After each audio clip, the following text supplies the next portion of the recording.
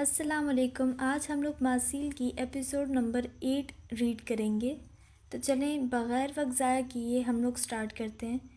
اس سے پہلے آپ لوگوں سے گزارش ہے، اگر آپ لوگوں نے میرا چینل سبسکرائب نہیں کیا تو کائنڈلی سبسکرائب کر دیں۔ چلیں پھر سٹارٹ کرتے ہیں۔ 10 دن گزر چکے تھے، ایما کو کوئی اچھی جاب نہیں مل پائی تھی۔ اس کے پاس جو پیسے پڑے تھے وہ تیزی سے کم ہوتے جا رہے تھے اور اس کے اگلے سیمسٹر کی فیس بھی بھری جانی تھی۔ یہی سوچ سوچ کر اس کی جان ہوا ہو رہی تھی، اور اوپر سے مردوں کا ظالم سماج۔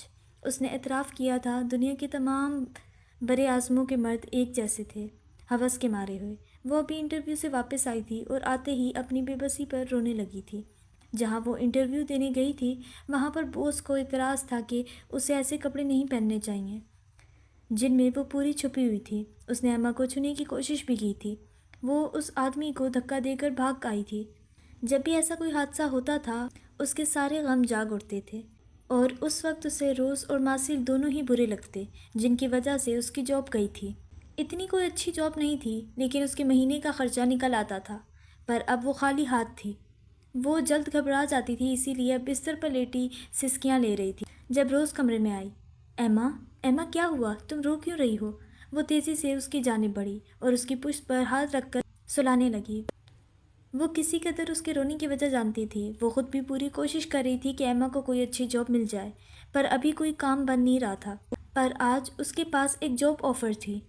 ایما اٹھو، میرے پاس تمہارے لیے جاب آفر ہے، دیکھو تمہیں اپلائی بھی نہیں کرنا پڑا اور جاب خود تمہارے پاس چل کر آئی ہے۔ اس کی بات سن کر ایما کا وجود ساکت ہوا۔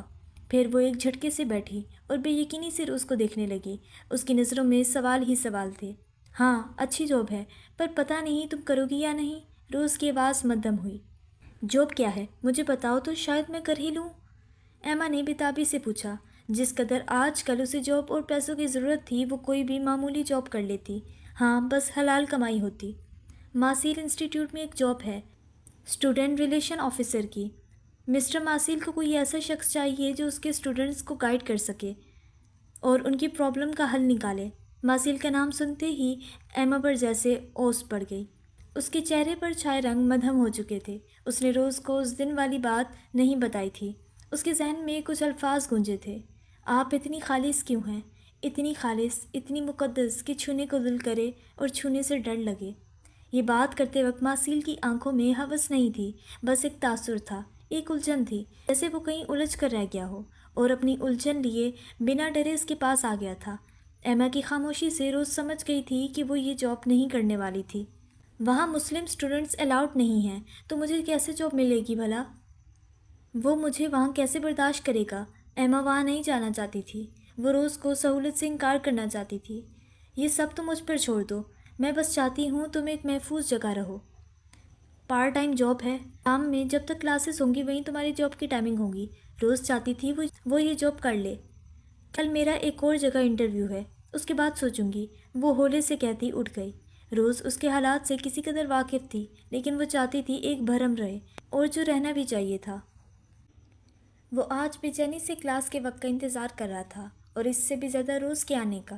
وہ جانتا تھا ایما انکار کرنے والی تھی، لیکن پھر بھی ایک امید تھی، ایک مدھم سی امید کہ وہ ہاں کر دے، وہ یہ جاب کر لے اور وہ اس کے سامنے رہے۔ کیا وہ اسے دیکھتے رہنا چاہتا تھا؟ کیا وہ اتنی خوبصورت تھی؟ نہیں، ایسا کچھ نہیں تھا۔ وہ بس چاہتا تھا ایما کی ذات میں چھپے اس بھید کو ڈھونڈ نکالے جس کی وجہ سے وہ اس کی جانب کھینچا جا رہا تھا۔ وہ جانتا تھا محبت کرنا اب اس کے بس میں نہیں تھی، لیکن وہ یہ نہیں جانتا تھا کہ محبت ہونا بھی بس میں نہیں ہوتا۔ وہ چاہ کر بھی اس لڑکی کو اپنے ذہن سے نہیں جھٹک پا رہا تھا۔ اور پھر روز آ گئی۔ کلاس کے آخر پر اس نے پوچھا تھا کہ ایما نے کیا جواب دیا۔ وہ ایما کا جواب سنانے سے ہچکچا رہی تھی۔ وہ ماسیل کا دل نہیں توڑنا چاہتی تھی، چنانچہ اس نے کہا، ایما نے سوچنے کے لیے وقت مانگا ہے۔ ماسیل کا دل ڈوب کر ابھرا تھا۔ اس نے سکون کا سانس لیا کہ اس نے ڈائریکٹ انکار نہیں کیا تھا، ابھی بھی ایک امید باقی تھی۔ وہ اب اپنی حالت پر جھلانے لگا تھا۔ اسے سمجھ نہیں آ رہا تھا اس کے ساتھ ایسا کیوں ہو رہا تھا۔ اس کا دل چاہ رہا تھا وہ ایما سے نفرت کرے۔ عجیب لڑکی تھی وہ، اس کی اچھی بھلی زندگی میں ہلچل مچا دی تھی اور خود سکون سے اپنی زندگی جی رہی تھی۔ اسے اب 2 دن مزید انتظار کرنا تھا۔ وہ یہ ضرور چاہتا تھا کہ ایما یہاں جاب کرے، لیکن وہ نہیں چاہتا تھا کہ وہ اپنی مرضی کے خلاف یہاں آئے۔ اس نے جانچ لیا تھا ایما ان لوگوں میں سے تھی جو کسی ایسی جگہ پر جائیں جو انہیں پسند نہ ہو تو وہ ذہنی طور پر وہاں غیر حاضر ہی رہتے ہیں، بس ان کا جسم وہاں ہوتا ہے، ان کی روح نہیں۔ اور وہ نہیں چاہتا تھا کہ ایما اپنی روح کہیں اور چھوڑ کر آئے، وہ چاہتا تھا وہ 100% اس کے سامنے رہے تاکہ وہ اس سے بات کر سکے، اس کی کھوج کر سکے۔ اور بعض دفعہ جن چیزوں کی کھوج میں ہم نکلتے ہیں یا تو کبھی تلاش نہیں کر پاتے، یا کئی راستوں میں گم ہو جاتے ہیں، یا پھر ہم کھوج کر لیتے ہیں اور اس کھوج کے بعد سوچتے ہیں کہ کاش ہم نے یہ کھوج نہ کی ہوتی، کاش ہم دور ہی رہتے۔ جب تجسس ختم ہو جائے نا تو جان سے زیادہ پیاری چیز بھی بوجھ لگنے لگتی ہے۔ اور پھر ہر چمکنے والی چیز سونا تھوڑی ہوتی ہے، کچھ ڈائمنڈ بھی ہوتے ہیں جو جسم سے باہر تک اچھے لگتے ہیں، جسم کے اندر چلے جائیں تو جان لے لیتے ہیں۔ اور اس بار اس کا انٹرویو ایک عورت لے رہی تھی، وہ افریقن تھی۔ ایما دھڑکتے دل پر قابو پاتی اس کے سامنے بیٹھی تھی اور انتظار میں تھی کہ وہ کیا سوال کرے گی۔ تو تم مسلم ہو؟ ایما کے حجاب کی طرف اشارہ کرتے اس نے پوچھا تھا۔ ایما نے خاموش نظروں سے اسے دیکھا اور الٹا سوال کیا، کیا اس سے فرق پڑتا ہے میرے مسلمان ہونے یا نہ ہونے سے؟ شاید نہیں۔ وہ چوڑے نین نقش والی عورت مسکرائی۔ ایما کا جواب اسے پسند آیا تھا۔ اس نے ہاں یا نہ نہیں کہا تھا۔ جانتی ہو، جس پوزیشن کے لیے تم انٹرویو دینے آئی ہو وہ بہت بڑی ہے، اس میں انسان کا حواس میں رہنا بہت ضروری ہے۔ تم نے جو فارم فل کیا ہے اس میں لکھا ہے کہ تم انٹروورٹ ہو، جبکہ یہ جاب ایسے لوگوں کے لیے ہے جو سوشل ہوں، لوگوں کو منٹوں میں اپنا بنا لیں۔ وہ اب سوالیہ نظروں سے ایما کو دیکھ رہی تھی۔ میں اپنی ذاتی زندگی میں انٹروورٹ ہوں، جبکہ کام کے معاملے میں اپنی پوری کوشش کرتی ہوں کہ اپنی ذمہ داری اچھے سے نبھاؤں، ایما نے لب بھنچے بتایا۔ اس کا آج کا انٹرویو واقعی ایک انٹرویو لگ رہا تھا۔ عورت نے کچھ سوچتے ہوئے اگلا سوال کیا، اپنی کوئی ہابی بتائیں۔ میں ایماندار ہوں۔ کوئی 2 خامیاں بتائیں۔ اگلا سوال حاضر تھا۔ میں سینسیٹیو ہوں اور… وہ اٹکی تھی۔ وہ عورت غور سے اسے ہی دیکھ رہی تھی۔ اور کبھی کبھی جھوٹ بھی بول لیتی ہوں۔ بالآخر اس نے سچ بول دیا۔ میز کی دوسری جانب بیٹھی عورت مسکرا دی۔ ایماندار بھی ہو اور جھوٹ بھی بولتی ہو، یہ کیسے ممکن ہے؟ ایما نے چونک کر اسے دیکھا۔ کتنے ہی لمحے وہ کچھ بول نہ پائی۔ اس نے کبھی اس طرح سوچا ہی نہیں تھا۔ میں ایماندار ہوں، ایما نے اپنی بات دہرائی۔ تو تمہارے مطابق جھوٹ بولنے والا بے ایمان نہیں ہوتا؟ میں بڑے بڑے جھوٹ نہیں بولتی ہوں جن سے کسی کا برا ہو، ایما نے صفائی دی۔ جھوٹ جھوٹ ہوتا ہے، چھوٹا ہو یا بڑا۔ خیر یہ بتاؤ آپ کس قسم کے جھوٹ بولتی ہیں؟ جیسے کلاس سے لیٹ ہو جاؤں تو کہتی ہوں کہ میں بس یونیورسٹی پہنچ گئی، جبکہ میں ابھی ٹرین میں ہوتی ہوں۔ کبھی کبھی میں دوستوں کے ساتھ آؤٹنگ پر جانے سے انکار کر دیتی ہوں کہ میرا دل نہیں کر رہا، حالانکہ میرا دل کرتا ہے۔ کبھی کبھی بس بجٹ نہیں ہوتا اتنا، اس نے صاف صاف بتا دیا۔ اور میں یہ کیسے مان لوں کہ تم ایماندار ہو؟ اگلا سوال حاضر تھا۔ میری ایمانداری کا یہی ثبوت کافی ہے کہ میں نے بتا دیا کہ میں جھوٹ بول لیتی ہوں، یہ نہیں کہا کہ کبھی جھوٹ نہیں بولا۔ میز کی دوسری جانب بیٹھی عورت نے بے ساختہ ایما کو سراہا تھا۔ اسے ایما کا یہ جواب پسند آیا تھا، لیکن اس نے اعتراف کیا تھا وہ سامنے بیٹھی نازک سراپے والی لڑکی اس چھوٹی سی عمر میں بہت سی متضاد شخصیت رکھتی تھی۔ آسان لفظوں میں یہ کہ اس کے بہت سے روپ تھے۔ تم ایک ذہین لڑکی ہو، میں اعتراف کرتی ہوں، پر اس پوزیشن کے لیے تمہیں ابھی بہت سا تجربہ چاہیے۔ جاؤ اور سیکھو لوگوں سے، ان کے رویوں سے، تاکہ کل کو تمہیں اپنی اس جاب میں مشکل پیش نہ آئے۔ بس 6 ماہ مزید سیکھ کر آؤ، تھوڑا سوشل ہو کر، میں تمہیں یہاں کے لیڈر بناؤں گی، وہ خوش دلی سے مسکراتے کہہ رہی تھی۔ ایما کو سمجھ نہ آیا وہ اس بات پر خوش ہو یا افسوس کرے۔ اسے جاب نہیں ملی تھی، ہاں البتہ اس کا یہ وقت ضائع نہیں ہوا تھا۔ 40 منٹ کا یہ انٹرویو ہمیشہ یاد رہنے والا تھا۔ تم نے ڈرائیونگ کس سے سیکھی ہے؟ ہیزل اپنے سامنے بیٹھے لمبے بالوں والی لڑکی سے پوچھ رہی تھی۔ وہ لڑکا جو عبدل کہلاتا تھا، وہ کئی ثانیوں سے دیکھتا رہا۔ خاموشی، خاموشی۔ وہ چاہ کر بھی بولنا نہیں چاہتا تھا۔ جانے کیسے لمحے تھے، خاموشی بھرے لمحے، جنہوں نے اس کی آواز سلب کر لی تھی۔ وہ اس وقت ہوش میں تھی، اور کہا جاتا تھا ہیزل ملک ہوش میں رہے تو باقی سب کے ہوش اڑے رہتے ہیں۔ اس کا بات کرنے کا انداز، اس کے چہرے پر چھایا وہ سرد پن، سامنے والے کو کچھ بولنے ہی نہیں دیتا۔ عبدل کو سیکھنے کی ضرورت نہیں پڑتی، عبدل خود ہی سیکھ جاتا ہے۔ وہ خاموشی بھرا لمحہ ٹوٹا اور عبدل نے جواب دیا۔ وہ اتنی جلدی ہتھیار ڈال دینے والوں میں سے نہیں تھا۔ مجھے سکھاؤ گے؟ ہیزل نے لمبی چوڑی بات کرنا مناسب نہیں سمجھا، صاف الفاظ میں بات کی۔ عبدل چونکا۔ لیکن میں تو یہ ڈرائیونگ کی جاب کے لیے آیا ہوں، تو ڈرائیونگ سکھا نہیں سکتے کیا؟ ہیزل نے عام لہجے میں سوال پوچھا، اور پھر میز کے دراز سے سگریٹ نکالا، لائٹر جلایا اور ادا سے اس نے کش لگایا تھا۔ دھوئیں کے مرغولے ہوا میں چھوڑتے وہ اس کی جانب متوجہ ہوئی۔ عبدل کی نظریں اس پر جمی تھیں۔ وہ پوری حسیات کے ساتھ اسے دیکھتے ہوئے محسوس کر رہا تھا۔ دھوئیں کے مرغولوں نے ایک پل کو دونوں میں دیوار سی کھڑی کی اور پھر وہ مرغولے غائب ہو گئے۔ وہ اب عبدل کو دیکھ رہی تھی، اس کے جواب کی منتظر۔ عبدل نے نوٹ کیا تھا سگریٹ پیتے اس کی آنکھوں میں ایک نمی سی تیر رہی تھی۔ شاید اس کے پورے چہرے پر اس کی آنکھیں ہی سب سے زیادہ خوبصورت تھیں، سبز بڑی بڑی آنکھیں۔ ہیزل ملک وہ سپر سٹار تھی جو بہت سے لوگوں کا منہ بس ایک گھوری سے بند کروا دیتی تھی، پر یہاں معاملہ الٹ تھا۔ اس کی آنکھوں میں تیرتی وہ نمی رت جگہ کی نہیں تھی، وہ حقیقت میں آنسو تھے جنہیں وہ باہر نہیں نکلنے دیتی تھی۔ نہیں، میں آپ کو ویسی ڈرائیونگ نہیں سکھا سکتا جیسی میں خود کرتا ہوں۔ وہ جھٹکے سے اٹھ کھڑا ہوا۔ وہ جانتا تھا وہ روز اپنی زندگی سے کھیلتا تھا۔ وہ نہیں چاہتا تھا اس کے سامنے بیٹھی وہ مومی گڑیا جیسی لڑکی اپنی جان خطرے میں ڈالے، اور وہ نہیں چاہتا تھا وہ کسی لڑکی کے قریب رہے۔ اس کی آنکھوں نے بتایا تھا وہ اپنی زندگی سے خوش نہیں تھی۔ وہ نہیں چاہتا تھا وہ اپنی زندگی کو عبدل کی وجہ سے خطرے میں ڈالے، اور عبدل نے پہلی بار کسی کا اچھا سوچا تھا۔ وہ خود بھی نہیں جانتا تھا کہ ایسا کیوں ہوا تھا، پر ایسا ہو چکا تھا۔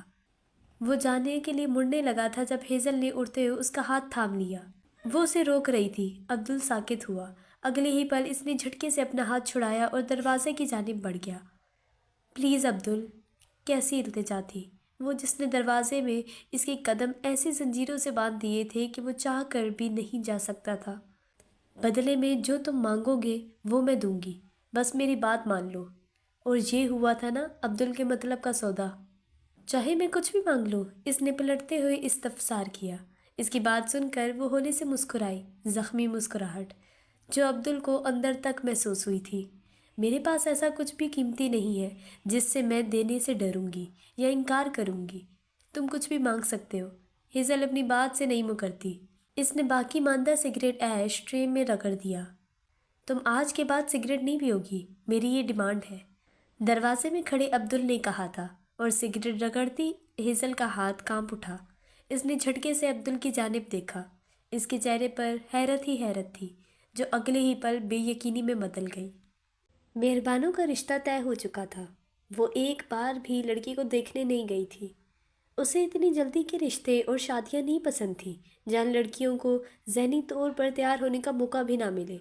مہربانوں کو تو لڑکے والے شہاب الدین کی وفات سے پہلے ہی دیکھ کر پسند کر چکے تھے۔ اب ان لوگوں کی باری تھی۔ مہربانوں کی امی سلمہ بیگم، وقار اور اس کی بیوی سمیہ بھابی لڑکے کو نہ صرف دیکھ آئے تھے بلکہ پسند بھی کر آئے تھے، اور 15 دن بعد نکاح تھا۔ رخصتی چند ماہ بعد ہونا طے پائی تھی۔ وہ آج صبح سے ہی جلائی پھر رہی تھی۔ جب سے اسے مہربانوں کے نکاح کا پتہ چلا تھا، گھر میں ایک واحد وہ تھی جو خوش نہیں تھی۔ وہ مہربانوں کے سامنے خوش ہونے کی ایکٹنگ کرتی اور سلمہ بیگم کے سامنے آتے ہی بڑبڑانے لگتی کہ اتنی بھی کیا جلدی تھی نکاح کرنے کی، تھوڑا صبر کر لیتے، لڑکے والوں کو جانچ لیتے، سب کی نیچر پتہ چل جاتی۔ جانے کیوں آج کل اس کا دل چھوٹی چھوٹی بات پر پریشان ہو جاتا تھا۔ دیکھو ایمان، جب بھائی بھابھی اور خود مہربانوں کو کوئی اعتراض نہیں ہے تو پھر تمہیں کیوں اعتراض ہے؟ تم کیوں پریشان ہو رہی ہو؟ سلمہ بیگم نے اسے سخت لہجے میں ڈپٹا تھا۔ مجھے نہیں پتا، بس مجھے کچھ اچھا نہیں لگ رہا۔ شادی ایک بڑا فیصلہ ہے، اتنی جلدی میں شادی نہیں کرنی چاہیے۔ وہ اپنے احساسات کو کوئی نام نہیں دے پا رہی تھی۔ سلمہ بیگم نے اس کا ہاتھ پکڑا اور اسے اپنے پاس بٹھایا۔ یہ سب تمہارا وہم ہے۔ تمہیں شادی سے ڈر لگتا ہے، اسی لیے تم پریشان ہو، کیونکہ مہربانوں تمہارے قریب ہے اور تم کبھی نہیں چاہو گی کہ اسے کوئی تکلیف ہو۔ تو بس دعا کیا کرو کہ سب خیر خیریت سے ہو جائے۔ اللہ مہربانوں کا نصیب اچھا کرے۔ ان کے سمجھانے پر وہ سمجھی تھی یا نہیں، پر خاموش ضرور ہو گئی تھی۔ اب وہ کسی سے کچھ نہیں کہتی تھی، سارے کاموں میں سب کا ساتھ دیتی پھر رہی تھی، اور سلمہ بیگم کے لیے اتنا ہی کافی تھا۔ وہ آج بہت زیادہ تھک گئی تھی، سارا دن بازار گھوم کر آئی تھی۔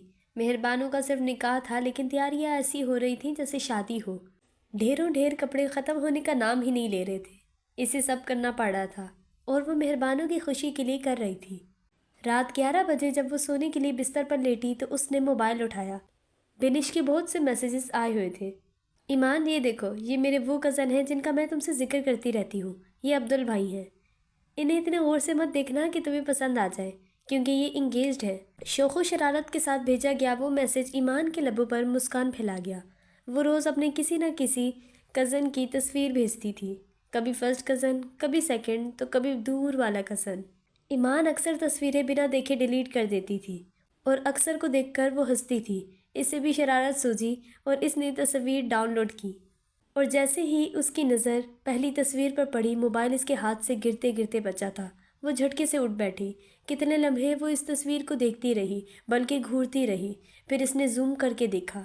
اس نے تو کبھی اپنی فوٹو کو بھی زوم کر کے نہیں دیکھا تھا، اور آج اس نے ایک لڑکی کی فوٹو زوم کی تھی۔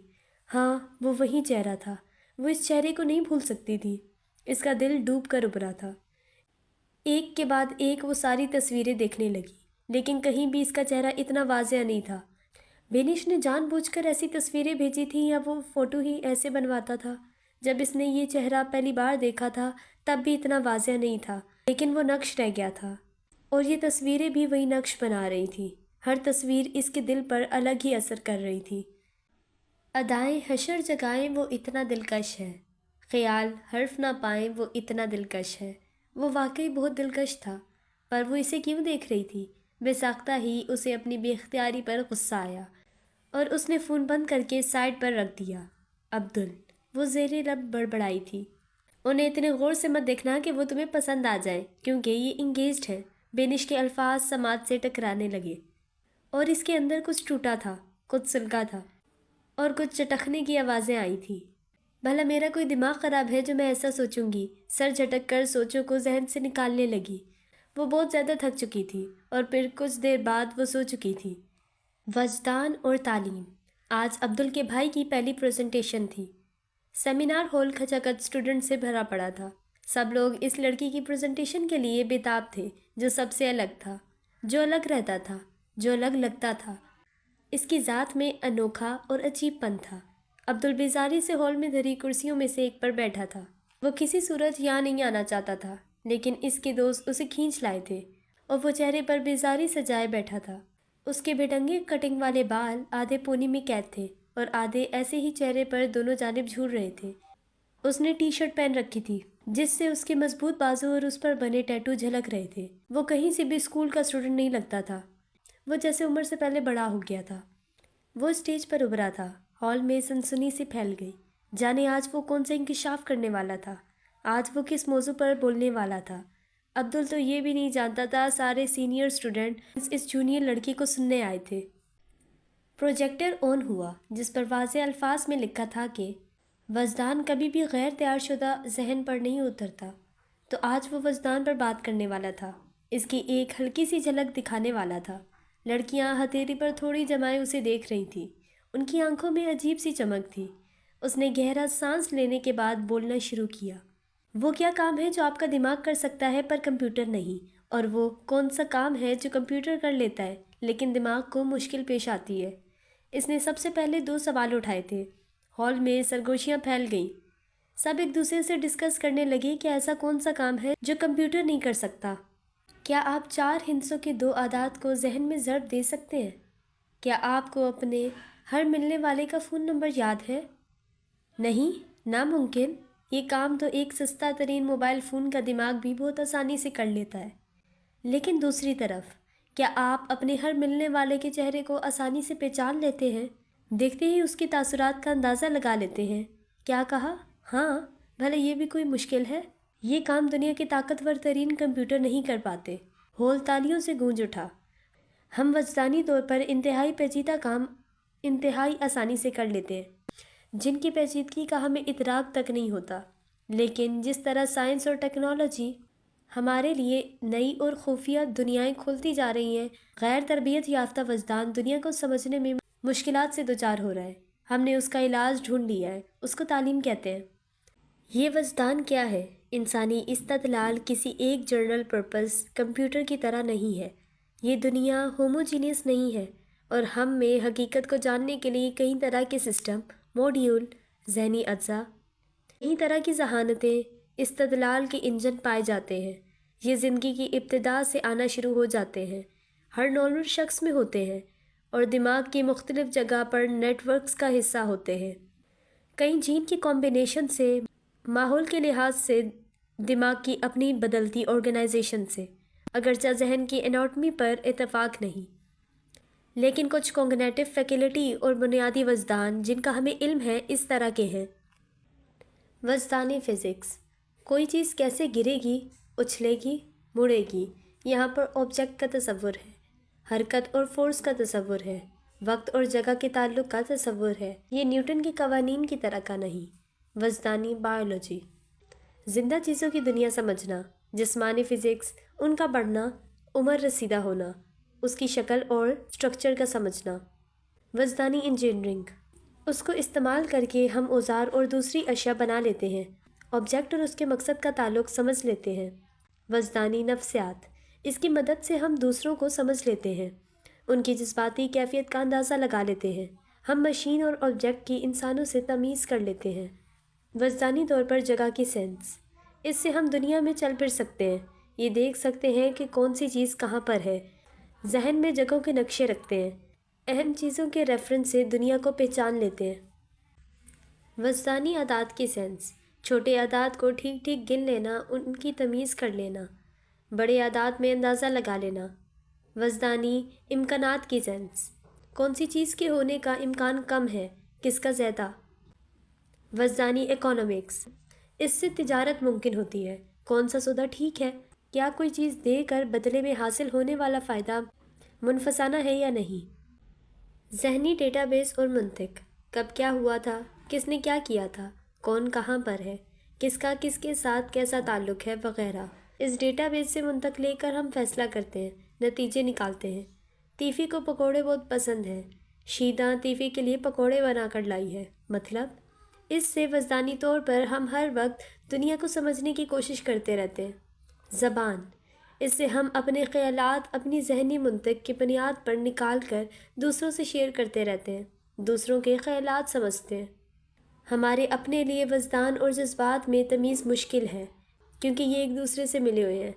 زندگی آسان نہیں اور یہ ہمیں دنیا میں زندہ رکھنے میں ماہر ہیں، یہی ان کا مقصد ہے اور یہ ان کو انتہائی زبردست طریقے سے سر انجام دیتے ہیں۔ ہم اس کو کھینچ کر اپنے ذہنی اعضاء سے وہ کام لیتے ہیں جو اصل میں اس کے کرنے کا نہیں، اور یہاں پر ہی ذہنی آلات مشکلات کا شکار ہو جاتے ہیں۔ جہاں پر یہ ان شعبوں میں دھوکہ دیتے ہیں، کیا کسی چیز کو حرکت دیں تو وہ خود سے کبھی رکتی ہی نہیں؟ کیا سورج زمین کے گرد گردش نہیں کرتا؟ وہاں ان کے کئی شعبے ایسے ہیں جہاں پر یہ بالکل کام نہیں آتے۔ جدید فزکس، کاسمولوجی، جینیات، ایوولوشن، ایمبریولوجی، نیورو سائنس، معاشیات، فارمل ریاضی وغیرہ جیسے شعبوں کو سمجھنے کے لیے ہمارے پاس ذہنی اوزار نہیں، اس کے لیے تربیت دینا ہوتی ہے۔ ہمارا اپنا کوگنیٹو آلہ bio ethics, food safety, education اور خود انسان کو بھی نہیں سمجھ پاتا۔ اپنی ان حدود سے ٹکرانے اور آگے بڑھنے کا پہلا ذریعہ اسکول ہے۔ بچے اسکول میں چلنا پھرنا، باتیں کرنا یا چیزوں کو پہچاننا یا دوستوں کی شخصیتوں کا اندازہ لگانا سیکھنے نہیں جاتے، حالانکہ یہ کام پڑھنے، اعداد کو جمع کرنے یا تاریخی یاد رکھنے سے کہیں زیادہ مشکل ہے۔ لکھائی، ریاضی، سائنس اسکول میں سیکھی جاتی ہے، یہ وہ کام ہے جو اسی تربیت سے ہی آ سکتے ہیں۔ تعلیمی نظام میں صرف نئے تصورات بنانا اور فیکٹس یاد کروا دینا فائدہ مند نہیں ہے، بلکہ ذہن میں نصب ان وجدانوں کی پہچان کروانا اور ان میں سے غلطیاں تلاش کروانا ضروری ہے۔ اگر وجدانی فزکس میں سے غلطیاں نکالنے کے قابل نہیں ہو سکے تو نیوٹن کے ایک قانون بھی سمجھ نہیں پائیں گے۔ وجدانی اکنامکس میں سے غلطیاں تلاش کیے بغیر اکنامکس نہیں سمجھ پائیں گے۔ اپنے ان ذہنی بلیک پوائنٹس کو پہچاننا، اپنے میں غلطی ڈھونڈ لینا ضروری کام ہے۔ دوسری چیز، اس وجدان کی بنیاد پر ٹھیک استعاروں کی مدد سے تصورات ڈالنے کا کام ہے۔ اب وجدان کیسے ہمیں روزمرہ کی زندگی میں مدد کرتا ہے، آئیے جائزہ لیتے ہیں۔ ایک شخص کتاب پڑھ رہا ہے کہ بجلی چلی جاتی ہے، کمرے میں گپ اندھیرا ہو گیا ہے، لیکن وہ شخص کتاب پڑھنے سے رکتا نہیں۔ کیسے؟ کتاب الیکٹرانک فارمیٹ میں نہیں، یعنی موبائل یا کمپیوٹر وغیرہ پر نہیں، فزیکل شکل میں ہے۔ اگر جادوگر کہتا ہے کہ وہ ٹیبل ٹینس کی ایک گیند کو پھینکے گا، یہ گیند کچھ دور جا کر رک جائے گی اور پھر خود بخود واپس آنا شروع کر دے گی۔ اس دوران گیند کسی چیز سے نہیں ٹکرائے گی، گیند کو نہیں گھمائے گا۔ جادوگر یہ کام کیسے کرے گا؟ دو مائیں اور دو بیٹیاں مچھلی پکڑ رہی ہیں، انہوں نے ایک بڑی مچھلی پکڑی، ایک چھوٹی مچھلی پکڑی، اور ایک موٹی مچھلی پکڑی۔ کل 3 مچھلیاں پکڑی گئی تھیں۔ یہ کیسے ممکن ہوا کہ ہر خاتون نے اپنی اپنی الگ مچھلی پکڑی تھی؟ بشیرہ اور نذیرہ ایک ہی دن، ایک ہی مہینے اور ایک ہی سال پیدا ہوئی تھیں۔ ان کی ماں اور باپ ایک ہی تھے، لیکن یہ دونوں بہنیں ٹون نہیں ہیں۔ کیا یہ ممکن ہے؟ یہ سوال 2015 میں شائع ہونے والے جرنل آف پرابلم سالونگ سے لیے گئے ہیں۔ اس طرح ہر سوال نصف سے کم لوگوں نے حل کیا تھا۔ آپ کتنے سوالات کے جواب دے پائے؟ ان سوالوں کے جواب دینا مشکل کیوں ہوتا ہے؟ کیونکہ پڑھتے وقت ہم اپنے ذہن میں ایک تصویر بنا لیتے ہیں۔ ایک شخص کتاب کو گھور رہا ہے، ایک شخص گیند کو میز پر یا زمین پر پھینک رہا ہے، 4 خواتین کا گروپ ہے، جڑواں بہنوں کا جوڑا ہے۔ ان کے جواب ڈھونڈتے ہوئے ہم سوچ کے اس فریم ورک کا سہارا لیتے ہیں، اور جب تک اس فریم ورک تک محدود رہیں جواب نہیں تلاش کر سکتے، کیونکہ ان خیالات سے یہ ایسوسی ایشن ان پہلوؤں کو حل کرنے میں رکاوٹ بنتی ہے۔ ان کو حل کرنے کے لیے پہلے سے طے شدہ خیالات کو ایک طرف رکھنا پڑتا ہے۔ ان کو جان بوجھ کر اس طرح ڈیزائن کیا گیا ہے کہ ذہن میں خود بخود ایک غلط تصویر بن جائے، جس کو بنانے میں شعوری طور پر غور نہیں کیا گیا۔ ذہن پرانے تجربوں کی بنیاد پر یہ تصویر بنا دیتا ہے۔ ان میں چھپے مفروضات سے ہم آگاہ نہیں ہوتے۔ پہیلیوں کی صورتحال ہماری معلوم کی صورتحال سے تھوڑی مختلف ہے، اس لیے ان کے جواب تک پہنچنے میں دقت ہوتی ہے۔ ان پہیلیوں کے ڈیزائن میں مشکل اس چیز کی نہیں ہوتی جو ہمیں پتہ نہیں، بلکہ اس چیز کی ہے جو ہمیں پتہ ہے، یا پھر ہمارا خیال ہے کہ ہمیں پتہ ہے اگرچہ وہ غلط ہے۔ اس میں پہلی پہیلی کو دیکھیں۔ ہم عام طور پر کسی کو کتاب پڑھتا دیکھتے ہیں تو وہ ورق پر الفاظ کو ہی گھور رہا ہوتا ہے، لیکن اس کی ایک ممکنہ صورت اور بھی ہے۔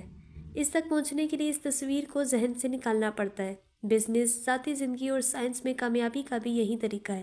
ان شعبوں میں بھی بدلتی صورتحال ہمارے ابتدائی مفروضوں کو غلط کر سکتی ہے۔ ان مفروضوں کو جو ہمیں اس قدر رچ بس چکے ہوتے ہیں کہ ہمارے سوچنا ہی دشوار ہوتا ہے کہ یہ بھی غلط ہو سکتے ہیں۔ کامیابی ان کے لیے ہے جو اس چیز کا احساس کر سکیں اور اپنی سمجھ پر نظر ثانی کر سکیں۔ ان پہیلیوں کے حل یہ ہیں۔ پہلی پہیلی میں پڑھنے والے کو روشنی اس لیے نہیں چاہیے کہ وہ نابینا ہے اور بریل کے ذریعے پڑھ رہا ہے، اس لیے اسے روشنی کے نہ ہونے سے فرق نہیں پڑتا۔ دوسری پہیلی میں جادوگر گیند کو اوپر کی طرف پھینکے گا، گریوٹی کی وجہ سے یہ کچھ دور جا کر رک جائے گی اور پلٹ کر آ جائے گی۔ تیسری پہیلی میں 2 مائیں اور 2 بیٹیاں 3 خواتین ہیں، ایک لڑکی، اس کی ماں اور اس کی ماں کی ماں۔ چوتھی پہیلی میں بشیرہ اور نذیرہ ٹون اس لیے نہیں کہ یہ انفارمیشن مکمل نہیں، انہی کے ساتھ خیرہ بھی پیدا ہوئی تھی، یہ ٹرپلٹ ہیں۔ ہم زندگی میں روز کئی طرح کے چیلنج کا سامنا کرتے ہیں۔ ہمیں اکثر معلوم ہوتا ہے کہ اس صورتحال میں کیا کرنا ہے، کیونکہ ہم پہلے بھی اس سے گزر چکے ہوتے ہیں۔ کچھ نئے ہوتے ہیں جن کے بارے میں کچھ سوچ کر ہم ان کے حل تک پہنچ سکتے ہیں، لیکن کئی چیلنج حل نہیں ہو پاتے۔ ان پہیلیوں کی طرح مسئلہ یہ ہوتا ہے کہ جس فریم ورک کے تحت ہم کام کرنے کی کوشش کرتے ہیں، اس میں اس کا حل موجود ہی نہیں ہوتا۔ حل اس وقت ملتا ہے جب ہم ایک نئی نظر اور نئے زاویے سے مسئلے کو دیکھیں، اور یہ ہمیں وجدان فراہم کرتا ہے۔